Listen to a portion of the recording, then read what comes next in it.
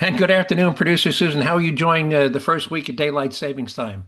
I hate daylight savings. And it's been in the 60s here the last few days. It was 78 here today. Oh, that's almost a little bit too warm. As you can see, I'm wearing a golf shirt. It's my first golf shirt since last October. So And did you 78. enjoy a steak on the grill? I did that last night. Tonight's going to be hamburgers on the grill. So spring is here. Anyway, we got a ton of stuff that, by the way, today's the March the 10th, by the way. We're three, Sunday, Monday. Today's day three of the daylight savings time. And we got a ton of stuff to talk about. Probably won't get to all of it, but you want to hear what we're going to try to get to? Yeah, what's on the agenda? All right, does the name Isaac Asimov ring a bell? No. The famous science fiction writer Isaac Asimov? No. Anyway, he's one of the most famous. I believe he's been dead for about a decade, but it's our quote of the week is from the science fiction writer Isaac Asimov. I think it's a good quote. Stupidest thing I've heard all week. We'll tell you about a bill that might make it onto the ballot in Oregon this November that would ban all hunting and livestock and poultry farming in the entire state, and we'll tell you how ridiculous the bill is. Um, in our runner-up to the stupidest thing I've heard all week, we'll tell you about a group that has labeled uh, 20 everyday things as racist. You won't believe what the things they call racist, like owning a house is racist. And we'll go and we have it's from a congressional hearing. We'll play the whole hearing. Um, Remember back in 2017 when Trump was first term, they passed his tax plan, which cut everybody's tax rate, and that went into effect on January 1 of 2018.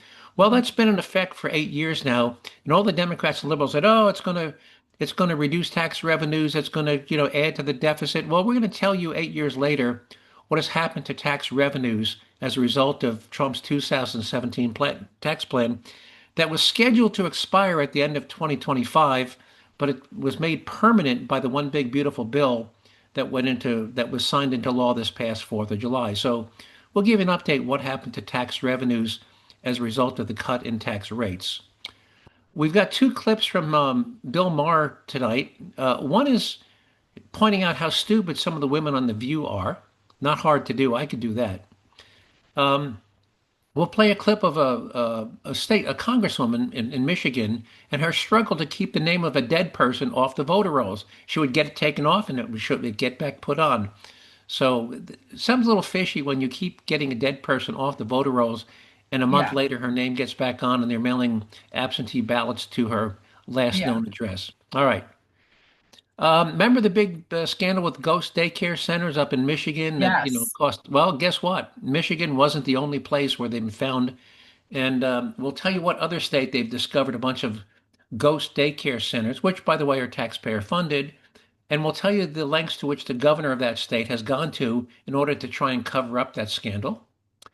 We have another clip from Bill Maher pointing off how Democrats have succeeded in walling themselves off from reality. And our taxpayer relief shot this week is from Colorado Springs, not far from where I used to live, where a Hmm. single female uses a gun to shoot and kill a home invader. Anyway, so here's a quote from the week is from the late Isaac Asimov, and here's a quote. He said, "Your assumptions are your windows into the world.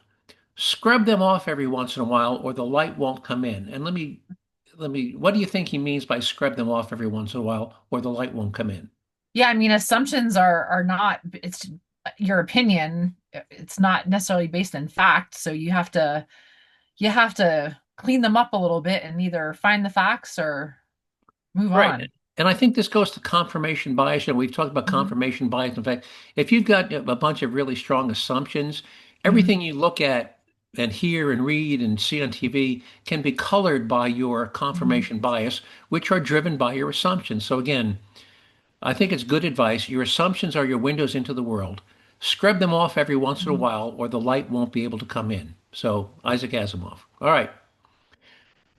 Stupidest thing I've heard all week. Now, a group in Oregon, it's not PETA, but it's kind of an offshoot of PETA, but it's PETA on steroids. They've circulated a petition and they already have the necessary number of names to get it on the November ballot.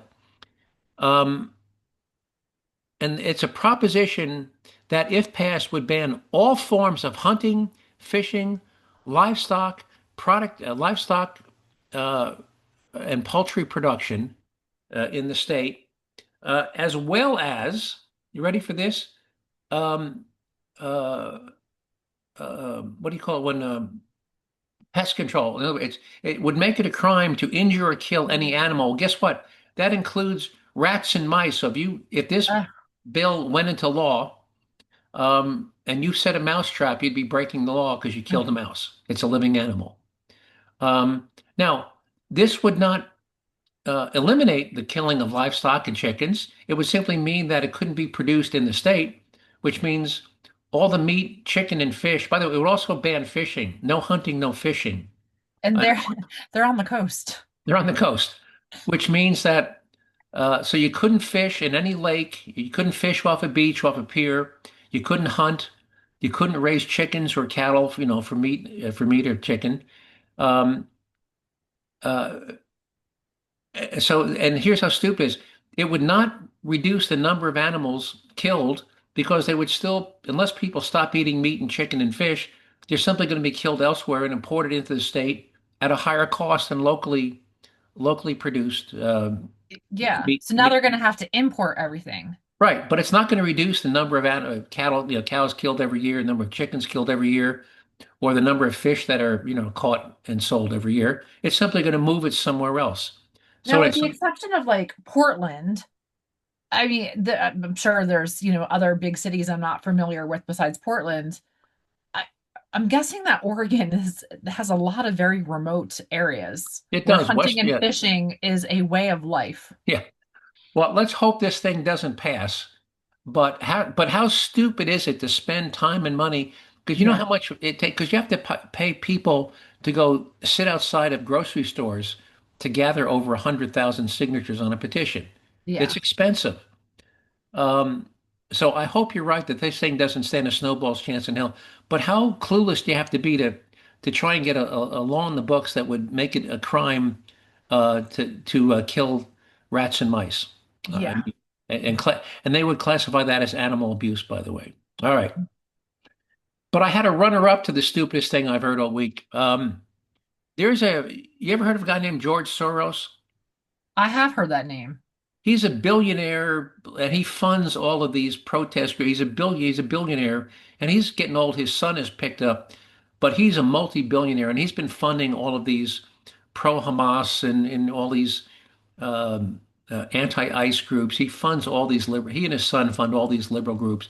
Anyway, so here's Senator Eric Schmidt, um, and this is a congressional hearing. Senator Eric Schmidt asking a representative of this what I just say the name of this organization, source-funded organization was Public Citizens Group.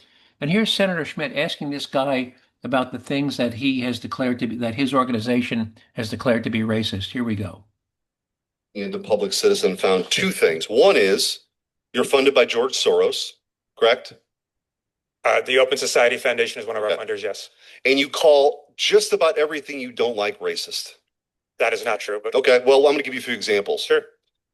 On December 11th, 2019, Public Citizen tweeted that the banking sector as a whole is racist. On August 17th, 2021, Public Citizen sent in a press release that algorithmic racism was a major problem and that we need to start creating anti-racist algorithms. On December 23rd, 2020, Public Citizen tweeted that our healthcare system is a racist abomination. On April 17th, or on April 7th, 2023, Public Citizen tweeted that expelling two Tennessee state reps for violating the legislature's rule was racism. On April 15th, 2021, Public Citizen tweeted that law enforcement in this country has been overrun by racism. On June 25th, 2020, Public Citizen tweeted, racism is the reason DC is not a state. On January 15th, 2019, Public Citizen tweeted that asking about citizenship status on the census was racist. On August 24th, 2020, Public Citizen tweeted, defund our racist, hyper-militarized, murderous American police force. On July 10th, 2020, Public Citizen tweeted that law and order is a racist dog whistle. Do you stand by these statements? Now, I don't have to play the rest of it because he goes back and this guy tries to defend that. But owning a home is racist. Banking is racist. Being a police officer is racist. I mean, how ridiculous is that? Yeah. I'm curious to know, what is a anti-racist algorithm? What does that entail? I have no clue. I mean, I could play the rest of this clip, or you can put it up on the I'll just put it website. up on the website. Yeah. Yeah, it goes on for about another 2 minutes, but we got so much to do. But yeah, I mean, it's Public Citizens Group, and he's got a big chart behind him, 20 things that they've declared to be racist, Mhm. including owning a home. But do you own a home? Yes, I do. Well, that's racist. Did you know that owning your own home is Didn't know racist? that. Yes. You're racist because you own a home. All And right. I don't understand, in today's day and age with everything being direct deposit, anybody that has a job, nobody gets actual paychecks anymore. Everything gets direct deposited. Everything is electronic transfer of funds. Right. So anybody who's employed, chances are you're banking, you can't get away from it. Yeah, he said banking. Yeah, they said banking is racist. So, all right. All right. You want to move on to what happened after the Trump tax plan cut the tax rates? What happened after he cut the tax rates? And let me Let start me by saying clarify that. most people incorrectly assume that if you cut tax rates, that you will cut tax revenues. But in reality, Mhm. you can look back at the long history that frequently cutting tax rates results in an increase in tax revenues. There's something called the Laffer curve. In fact, Mhm. when Reagan cut tax rates by 45%, tax revenues soared by 70% Mhm. because of the economic stimulus that occurs. Anyway, so Democrats claimed in 2017 that the 2017 Trump tax plan that went into effect on January 1 of 18 and was made permanent last year uh, would increase annual budget deficit and contribute to the growth of our 2037 trillion national debt, which has grown, by the way. But it had nothing to do with the Trump tax plan. So what actually happened as a result of the tax rate cuts that were central to that part of the legislation? Well, in the 8 years since the 2017 Trump tax rate cuts went into effect, U.S. tax revenues, you want to guess how much they've increased by annually? How much bigger they are today than they were in 2018? 5%. 60.8%, Wow. 61%.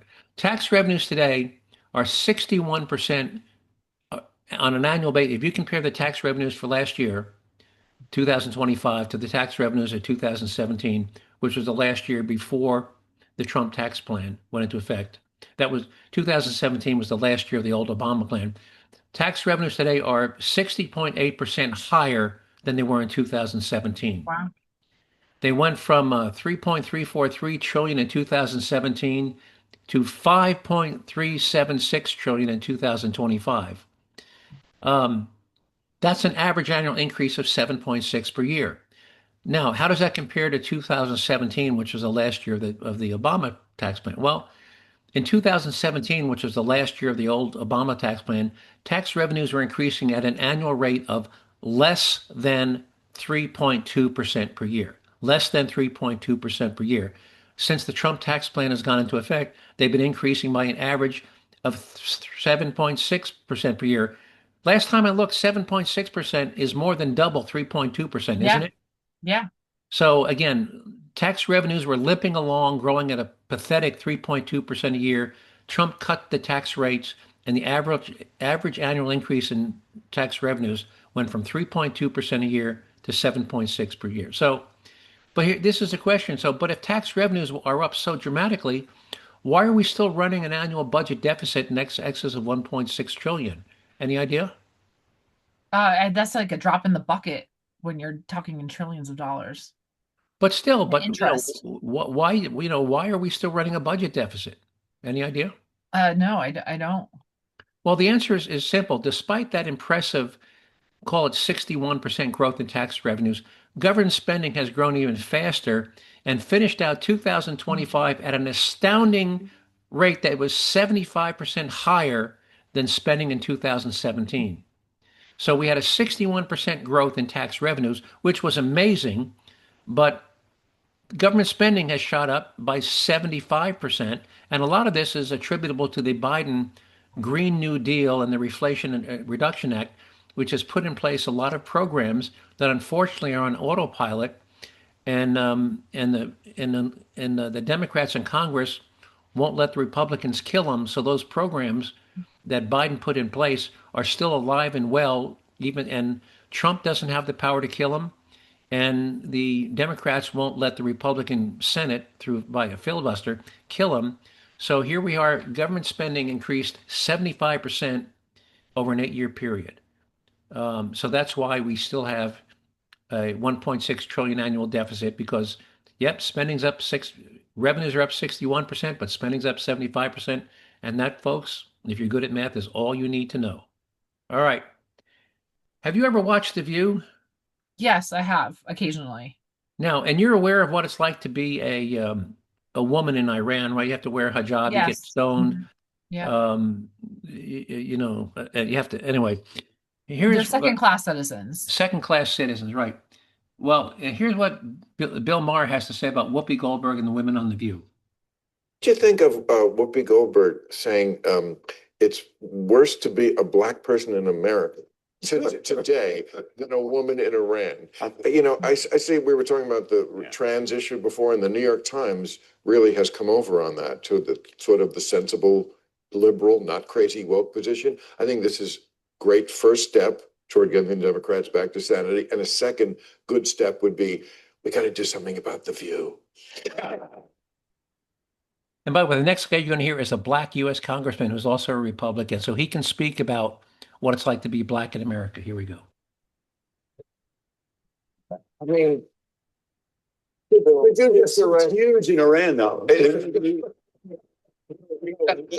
I mentioned The View in Iran, Yeah. all get the same head cover. Can't even tell which one is which. My district in the great state of Texas is actually a white majority district that President Trump would have won by 25 points. As I said, I'm a direct descendant of a slave. My great-great-grandfather was born on a Rosedown plantation. I am literally being judged not by the color of my skin, but by the content of my character. That's the progress because, like, a lot of white people had to vote for me. A lot. So wait, So I don't even ever want to hear Whoopi Goldberg's conversation about how it's worse to be black in America right now. That's a bit far. And my father, who's 75 years old, he was a man that was in the French quarters that had to go get a sandwich to the back door of the building. And his son is now a United States congressman in a white majority district in Texas as a Republican. That is America. That's America. So what do you think of Whoopi Goldberg saying it's worse to be a black person in America than to be a woman in Iran? Yeah, clearly neither of us can speak on what it's like to be black in America, but I don't think that Whoopi Goldberg or any other black woman for that matter feels, granted, some cities in the middle of the night, I wouldn't do it, but walking down anywhere in New York City today in the middle of the afternoon or Chicago or LA or any city for that matter, without fear that you're literally going to die. But yet, as a woman in Iran, you can't go outside without, taking precautions because they will literally kill you in the street. That's right. All right, so let's move on now to this congresswoman who has been trying over and over and over to keep a dead person. And this is more of a test case. She's not concerned about this one specific person. She's using this one specific person just as an example of how these people kept getting put back on the roll. And this is from Michigan. She's a state congresswoman. Respectfully, Representative Smith, the fact that there are, in fact, some errors that happen in the system. Every system has errors, and it doesn't mean that there are not safeguards in place. There are safeguards, and you as a clerk, having done many registrations previously, understand that there's a process that you go through. And you can ask NASA. There's no process that doesn't have some error inherent in the system. Okay, thank you. And you're very right. When I was the clerk, there were lots of errors in the system. It's largely why I am here. I took off a dead voter in my township. And guess what? That dead voter was put back on. Not by me. That was done by the Secretary of State's office.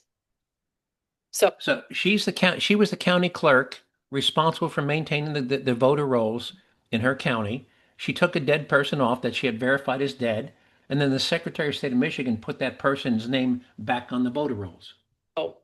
We need to do a lot of fixing here in our elections. When I was a clerk at Martin Township, there was a family member who at one point was registered at my in-laws' home, and that family member had died nearly 20 years prior. They were put on the rolls at 2020.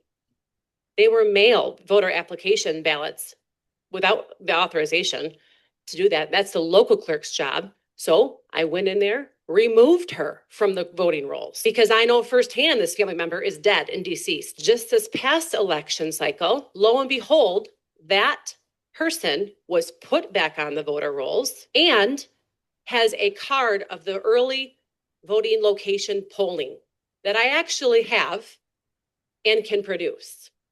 And by the way, so the woman she's referring to was a relative. Okay, It was one of her in-laws, the parents of the mother of one of her in-laws. So she kept taking her deceased mother-in-law off the voter rolls, and the Secretary of State kept putting them back on. Do you think that's a problem? Yeah, that's a huge problem. So two questions, like one, who was doing it, and two, how are they doing it? Well, it was the Secretary of State, so it kept putting them back. She as the county clerk kept taking them off, and the Secretary of State kept putting them back on. So that's why she's testifying. So, of course, it's Michigan, so I don't know if that'll ever get fixed, but that was the problem she was just pointing out. So now let's move on to ghost child care centers. We thought it was only Minnesota. No, it wasn't just Minnesota. Here we go. It's like Gavin Newsom in California have some explaining to do. They found fake ghost daycare centers all over the state. Into state records, and I found ghost daycares. These are places where the state inspectors showed up. There would be 28 kids enrolled, and there were no kids there in the middle of the day and in the middle of the week. All right, so a ghost daycare. Is that something Gavin Newsom could say, all right, we'll try to shut that down? Does he cooperate when you start raising this? No, in fact, today it got word from the governor's office. There's been a directive to actually shut down public access. So right now you can't even search the own state website to look into these ghost daycares, but I have found a workaround. Okay, well, we don't want to tell the governor that you found a workaround. But it does sound like he's trying to cover his tracks. Like this is a cover up. We're talking about billions of dollars in California. Today in New York, Kathy Hochul, she said she wants to increase child Apparently care daycare center fraud is. All right. So anyway, so she started making a big stink. So the governor's office said, no, we're going to block public access to the taxpayer funded daycare centers in the state. How does that sound?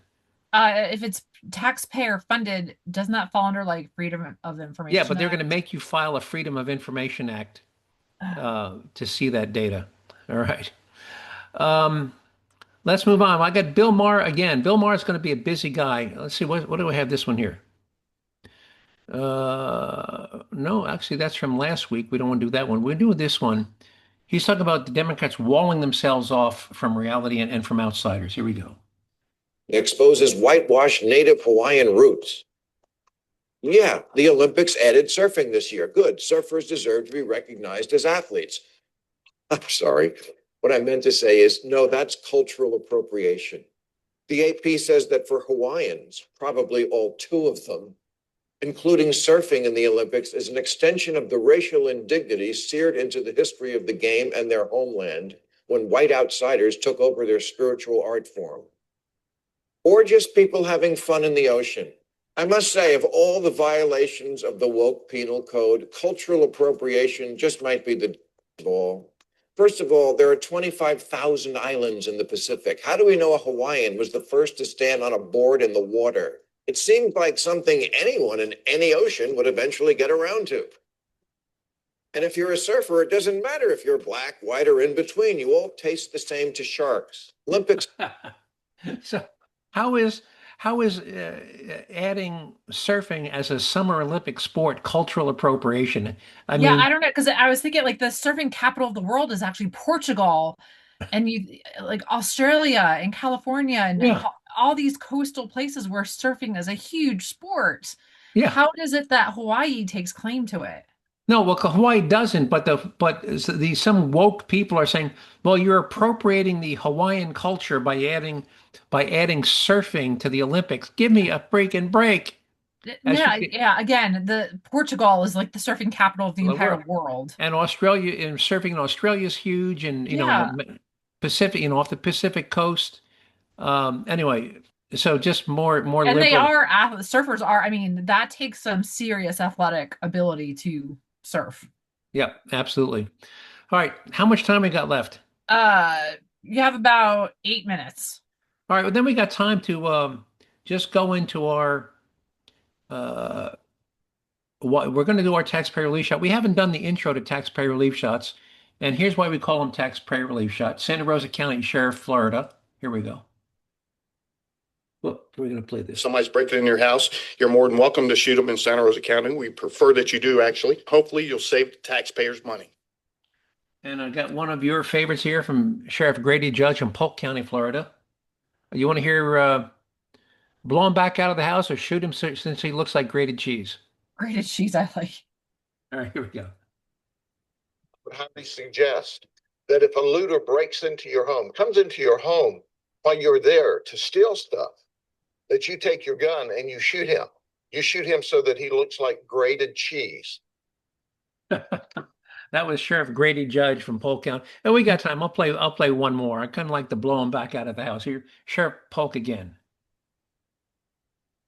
But we have received information in social media that some of the criminals were going to take their criminal conduct into the neighborhoods. I would tell them, if you value your life, you probably shouldn't do that in Polk County, because the people of Polk County like guns. They have guns. I encourage them to own guns, and they're going to be in their homes tonight with their guns loaded. And if you try to break into their homes to steal, to set fires, I'm highly recommending they blow you back out of the house with their guns. All right. Thank you, Sheriff Grady Judd. All right. Single woman living alone in a rental house. You think it was a good idea on her part to have a gun? Yeah. All right. Well, let's see what happened. And let's see what her landlord thinks. Well, a Colorado Springs homeowner says her tenant killed a burglar, and she did it to save her life. She says the man forced his way inside, and that's when the gun went off. This happened in the 2900 block of West Colorado Avenue early this morning on the city's west side. KRDO News Channel 13's Emily Allen talked to a lawyer about how far you can go to protect your home. Emily? Greg and Randa, there used to be police tape in this area, but that has been taken down. At this point, there is a window that has still been blocked off that was broken early this morning. The woman who owns this home, I spoke to her earlier today, and she is shocked by what happened here. Colorado attempted for male to try to get into the house.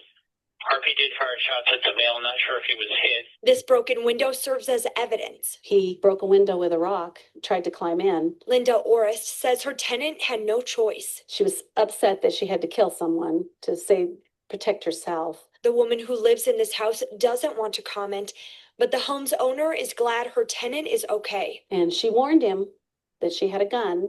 For whatever reason, he kept coming, and she shot a warning shot into the wall. And then he kept coming, and so she had to shoot him twice. Police initially got a call that there was a burglary in progress at this home and that shots had been fired. Now, when they showed up, they did find a man who had been shot, and when he was taken to the hospital, he was pronounced dead. Criminal defense lawyer Jeremy Lowe studied Colorado's Make My Day law. Somebody has to be breaking into your house, that they have to be committing a crime once they're in their house, and that you have to be in fear that they are going to be using force against you.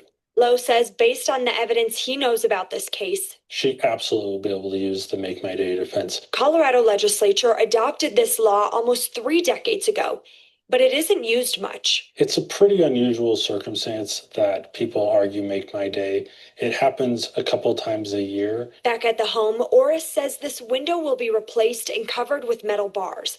She says her tenant is shaken up, but grateful to be okay. Greg and Rana, police have released very little information about this case at this time. However, we do know that at this point, they are not looking for anyone else. In Colorado Springs, Emily Allen, KRDO, News Channel 13. All right. By the way, there's an old saying, if, in a close call like that, it's better to be judged by 12 than to be carried by 6. So, if it ever, if it's like a coin flip, should I or shouldn't I, just remember, better be 12 people judging you than 6 people carrying you to the cemetery. All right. So we've got these clips that we play. We've got Sheriff Johnson from Santa Rosa County and Sheriff Judd from Polk County, Florida. Did you see the new sheriff down in Florida from Volusia County? Sheriff Mike Chitwood. He got on the news and he said to parents, he goes, if you don't parent your children, I will. And now he's been posting the children getting arrested. He's been posting them on the news. From, No, I hadn't. If you find a clip of him, send me a clip. He was on the news. It was actually on the news the other night. And the reason why he was on the news the other night is because what's controversial about it is that these are like 10, 12, 14-year-old children who have committed crimes. Mm-hmm. Now, the reason why it's on the news is because they're saying because they're minors, they're under the age of 18, and their faces shouldn't be on the evening news. That's, I think, what more people are upset about is that they're showing these children's faces. Huh. They are committing actual crimes, or Yep. they're being accused of committing crimes. Well, hey, if I don't know what the law is in that state, but if he can, I think it's great. Yeah, and it came down to, he got on the news and told parents, if you don't parent your children, I will, and this is how I'm going to parent your child. Well, then I'll look for it. But if you have a clip, email me a clip, and we'll try to play it next week. All right? It was Mike Chitwood out of Volusia County, Florida. Okay. Is the other new controversial sheriff out of Florida. Okay, I'm writing myself a note. Chitwood. Okay. Yeah. All right. Hey, before we run out of time, I want to thank everybody for listening to the podcast, giving up 30 minutes out of your day. Hope you continue to listen. If you want to see some of the materials and story links you heard me talk about today, watch some of the videos, give producer Susan a couple of days and you'll be able to find all the clips. You'll be able to watch those clips on the Jerzee Joe website, which you'll find at jerzee-joe.com. But you have to spell Jersey with an R and a Z, Jerzee, jerzee-joe.com, no space. Now, if you'd like me to email you any of the clips directly, I'll be happy to do that. Or if you'd like to get on the distribution list for the podcast, just email me, joe@jerzee-joe.com. Just remember to spell Jersey with an R, a Z, and two E's. And if you'd like me to put you on the distribution list for the podcast, just ask for that too, and I'll be happy to send it to you. Or if you have a suggested show topic or a question, just shoot me an email, joe@jerzee-joe.com. And with that, producer Susan, anything you want to add before we wrap up? Nope. Enjoy this nice weather while it lasts, because it's going to get cold again this week. All right. You too. Talk to you next week. Take care. Bye-bye.